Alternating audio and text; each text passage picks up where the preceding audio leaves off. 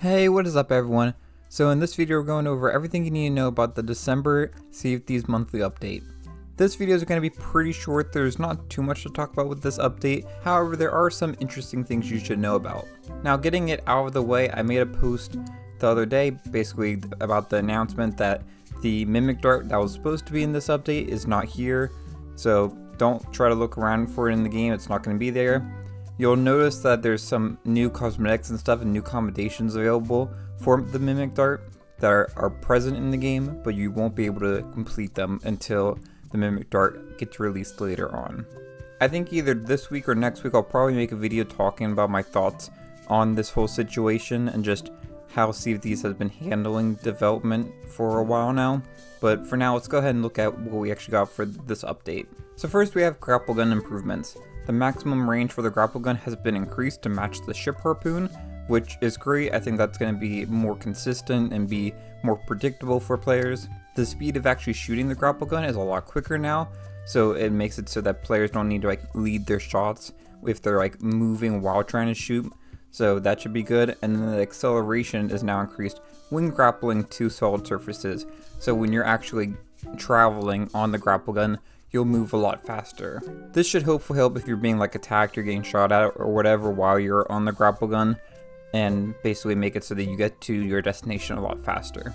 So all good improvements there. I'm really happy to see that with the grapple gun, basically everything that we talked about before, and I'm interested to try it out and see if it feels better to use. There's still other things that I would like to see improved with it that I talked about previously, and if you're interested, you can go watch that video to see me talk more about it. But let's move on to the blowpipe. So with the blowpipe, players can now quickly cycle through available dart types via a new keybind if you're on keyboard and mouse. This is the dart radial input, and it basically lets you go directly into the dart radial. It looks like you can also do this on controller, but you'll just have to choose what button you want to sacrifice for it. Players can also toggle a new setting called the auto switch dart type in the input settings, which will basically decide whether or not when you run out of a dart type, if it switches to the next available dart or if it just stays on that dart that you were using. Personally, I would rather it not switch and allow me to be the one to switch it, because I've had many times where I get annoyed and I have to keep switching it back to it once I refill the ammo. So I think this is a great improvement all around. Next up, another great improvement, and this is actually something that I talked about in my video last week about 14 things that I'd like to see improved with Season 14. This is with the enchanted Murfruits. So these would no longer be selected by default when you're using the food keybind. So basically when you're switching your food and you are in the middle of a battle and you click on your food button and you try to eat a mango or something like that, oftentimes the enchanted Murfruit kept popping up, and you don't want to eat that when you're in the middle of the battle and you need to heal up. So it eventually got to the point where players were just not holding the enchanted Murfruit on their inventory unless they were purposely going to use it soon, because it just was presenting a lot of problems with this. So I'm really excited to see that this change was made. I think this is great, and it checks off one of the things that we had on our list last week. Another change with the enchanted Murfruit is that now they can be placed inside fruit crates for safekeeping. So I wasn't using the fruit crates for anything like this, but I think that's still a good change, so glad to see it. Next up, outside of the Mimic Dart that was supposed to be in here, I think the biggest thing that has changed with the December update is with Safer Seas. So now with Safer Seas, players can now earn gold and reputation at 100% value instead of the previous 30%.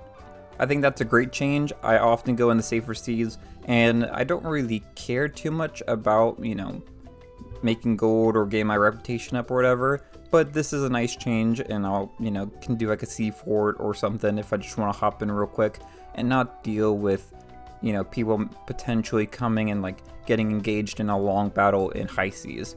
So I think this is nice for players that enjoy Safer Seas, but something else to keep in mind with this is that to balance out this increase of 100%, the cap for the trading companies is now down to level 25 for each of the trading companies from the previous 40. Personally, I think this change is fine. I don't really care too much. Honestly, a lot of players that have been playing the game for a long time now probably were already past the level 40 anyways.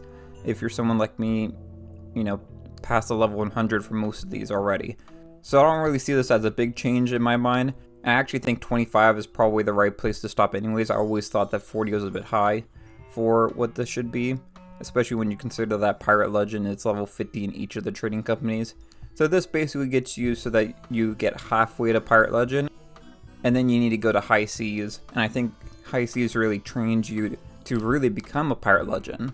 So I think some people are going to disagree with that. You know, you can disagree if you want.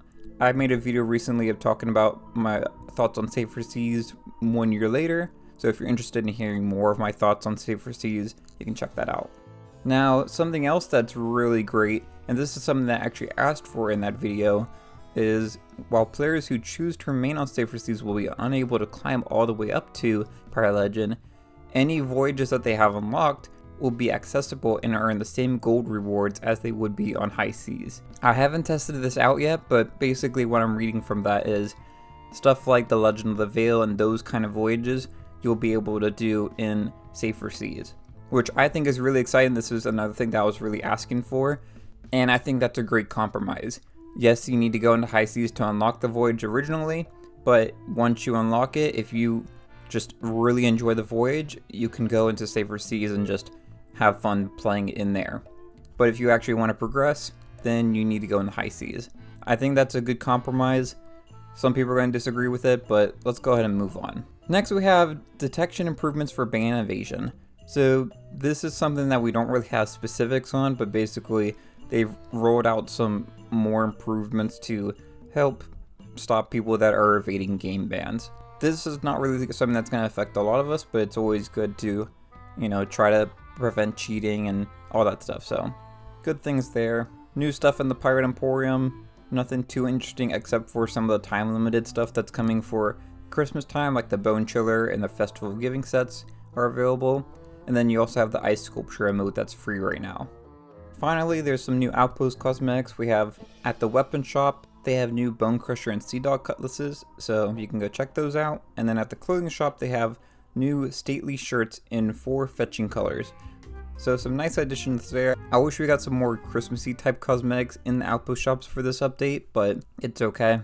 Hopefully we get some more like winter type themed stuff in next month's update. But that's all we have to talk about with this monthly update. I hope this video was helpful, and if you enjoyed, it'd be great if you left a like and subscribed. And until next time, thanks for watching, and I'll see y'all later. Bye, y'all.